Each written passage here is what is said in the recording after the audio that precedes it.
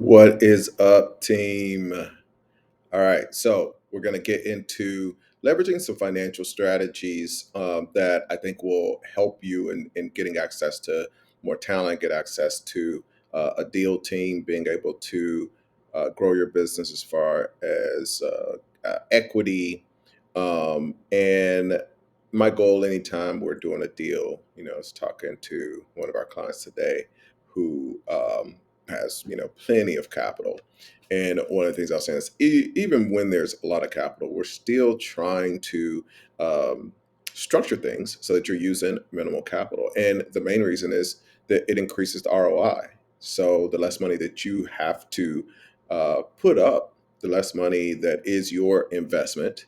Obviously, the higher your return on investment is going to be. For y'all that don't know who I am and just showed up, I'm Ace Chapman. Yeah, I'm always thrilled to come to y'all and just share some concepts that I think, in a lot of ways, can revolutionize the way people think about business, especially if they're doing business the way that everybody else is. And I think it's just crucial. I think if you want to succeed and you're doing what things the way that everybody else is doing them, it makes it very, very difficult to succeed.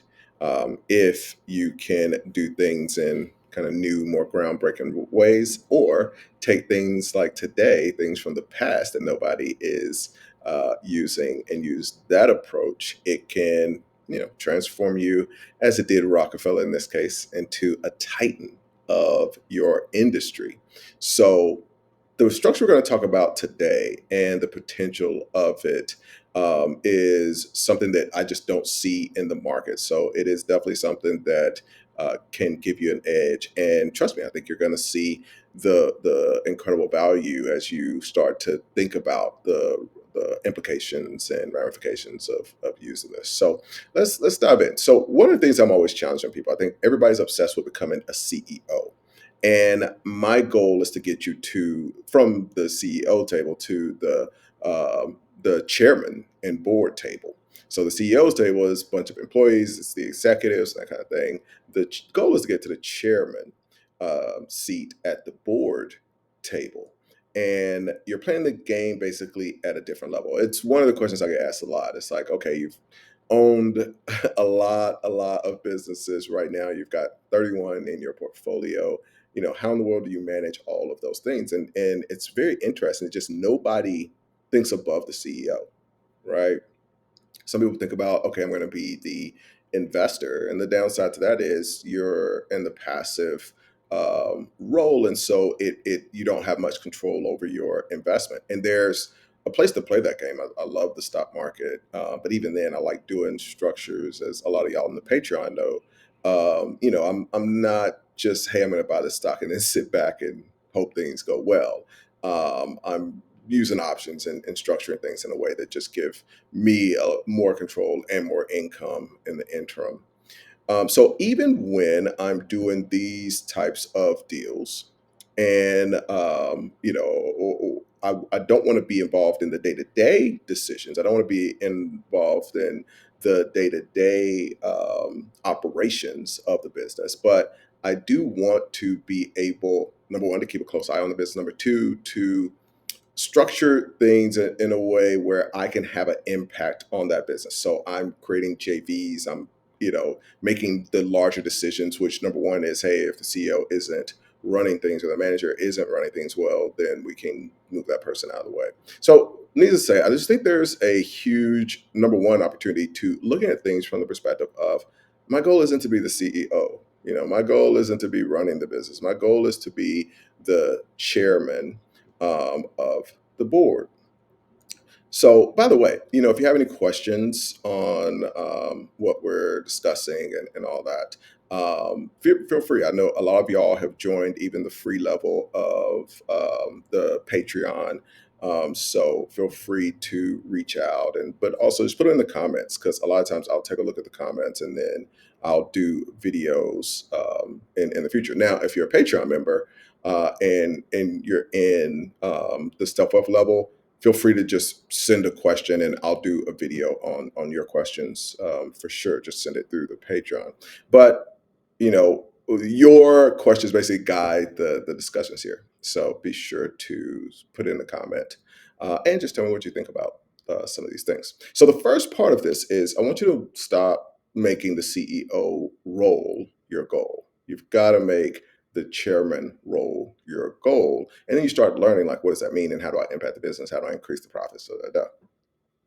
Now, let's for the second part, let's talk about like kick things off with a bit of history. One of the things that I think is really interesting, everybody gets really caught up chasing the latest strategy and the next big thing, and they overlook what's already worked in the past. It's one of the reasons I love buying franchises. I'm not looking for the next big idea. I want to buy the thing that is has been working for years and years. I was speaking at a event a couple weeks ago, and it's like I landed in the city. I wanted to find it as an example for my talk, a business that was available in that city that was just an example of a really great deal. And the deal that I kind of used as a case study was this business that had been around for 50 years. Literally was started in 1974. And, I don't want to get the new latest idea. Everybody gets excited about that, but there's a reason that though that new businesses fail because they're not proven. So, odds are if I can buy that business, they only wanted a two multiple for the business. So, I basically pay that business off. I just pay full price, which you probably wouldn't have to. The business will pay for itself in 2 years. So you gotta ask yourself, this business has been around for 50 years. It's a good chance that that momentum is gonna allow it to continue for the next 2 years and you can flip that business. So, in that case, $1 million business pays itself off in 2 years and then you sell it and you're literally a millionaire. Like I think people miss how simple this is. It doesn't have to be everybody's trying to do the latest, greatest, trying to figure out all these different complicated things, and it just doesn't have to be that complicated. Now, you do have to learn the skill of being a deal maker and learn how to do acquisitions, but you don't have to try to be an expert at Facebook marketing and Instagram and understanding the latest of AI and implementing the best upsell system in your funnel and just like your click funnel expert. It's just like it's so much that you have to do when you're starting from scratch. So there is simplicity if you are willing to do the work. So the key here is like everybody's chasing the latest, greatest, or next big thing and overlooking the timeless wisdom of the past. And what I find is that history is rich with really brilliant minds who came up with amazing strategies and insights that still are relevant today. Now, it's great to look at some of the greatest, and one of the greatest was John D. Rockefeller. He's a fellow Cancer like me. Was born in July, but was the famed founder of Standard Oil, and at the peak of his wealth was worth about $400 billion, which is just completely nuts. In a time where like business was difficult, I think that's the thing that people don't understand. Like reaching today, it makes more sense that you could become a billionaire because you can reach billions of people literally instantly through the internet and sell them something or tell them a message or build a brand. Like even with TV, it makes more sense because you can build the brand of McDonald's and not just have to go step by step. So today, it's way easier to do that in a time where like people barely have phones. It's like nuts. So he ended up controlling a pretty significant portion of the U.S. Economy back then. Now, one of many golden nuggets that I think you can take from Rockefeller's business strategies was that he really focused, and he talks a lot about. If you read in his biographies, they will mention this: the fact that he really focused more on control than ownership, and this is so crucial. A lot of people that are in the acquisition holdco program and will know that when we're doing deals, like I'm not obsessed with like how much ownership I have. I want to have control because what control is going to allow me to do is I get these assets and I'm putting them in my holding company. I get to allow those assets to play with each other and cross promote and do strategic joint ventures that increase the value of each of them. So again, kind of going back to that point before, I kind of want to be in that chairman role so that I can play the game of chess with these um, different businesses, being kind of the players or whatever that we're moving around to, or the pieces that we're moving around to create these strategic advantages. Now, the other part of this is it gives people the opportunity to use equity as a currency. And I think this is the most important part of all of this. And I think it just, even the concept is a game changer. So most entrepreneurs are really obsessed with owning 100% of their ventures. And Rockefeller showed this unparalleled power to use his equity as currency. So he would maintain ownership and dominance of the empire, but he had tons and tons of entities. 34 of the entities, when you look at that 400 billion, he had 34 different entities. And we look at Elon today, who has a bunch of different businesses and different industries. It is absolutely crazy. But Rockefeller had 34 different entities that were all multi-billion-dollar businesses at a time when like people weren't billionaires. Like that just wasn't a thing. And he was always creating new ones because he wanted to have the ability to use the equity of this next one and put deals and acquisitions and joint ventures into that next entity and use the equity of that to help him buy and acquire other competitors, suppliers, all of that, pay employees. But he would usually maintain a 51% control. And then if he wasn't 51, he would be the chairman of the board. So he had control of all of them. But if you only have one company, and this is a big part of when we're creating these holdcos and we create the special purpose vehicles up under them, if you only have one company, guess what? You only got 100% of something to give to other people. And then that's gone. And if you keep putting everything in that, then you're growing and you're increasing that, but you're not necessarily you don't have the power to give a big percentage to somebody else and have them feel like, hey, like I am a significant part of this, so I'm motivated to grow this thing. So once you have another special purpose vehicle that you're putting deals into, you can use the equity of that and say, hey, I really want you to be the CEO of this. I want you to feel like you have ownership. I'm going to give you 10% of this business as we go out and we are doing the deal. So that gets you the talent that you need. Then you go to investors and say, hey, I'm going to give you a significant portion of this business. Now, the other business that you've already grown, you don't want to give them a significant portion of that. So it makes more sense for you to separate those deals, but you want to have control so that these two entities can play together. Now, a little bit of this will make a lot more sense for the acquisition holdco members than some of the other folks,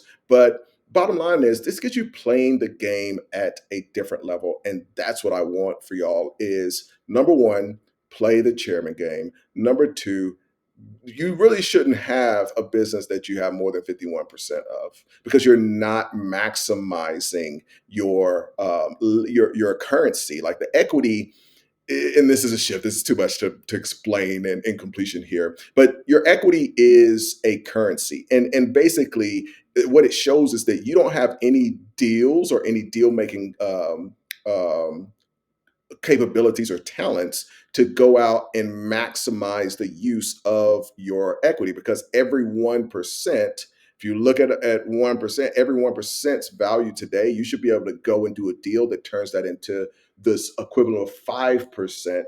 So if that 1% was worth $100,000, you should be able to use that equity to turn that overall. And even though you're giving that one to somebody else, it quadruples or quintuples the value, and so it grows this business. And this is the way that the game is still played. Like I use Rockefeller, but it's the reason that Elon doesn't own all of Tesla. Like nobody that has a real business owns all of their business. And the goal, like the maximum, there are plenty. Most of them own less than 51. But my goal just for you is just to like, you should not be at more than 51%. That's one of my goals. When we get into 2024, one of my things and one of the things I'm really excited because we've got a bunch of people that are playing at a level now that we can start to use this strategy in some of the deals that they've acquired and some of the holdcos. But a big part of this year is to start to do these deals where we're leveraging that equity currency and doing things that grow the value of their holdco, and using some of the equity in these other special purpose vehicles to leverage this strategy as a currency. I mean, another way to think about this is if you've just got cash that's sitting in your bank. Most people understand that, hey, I need to get this cash that's sitting in my bank working.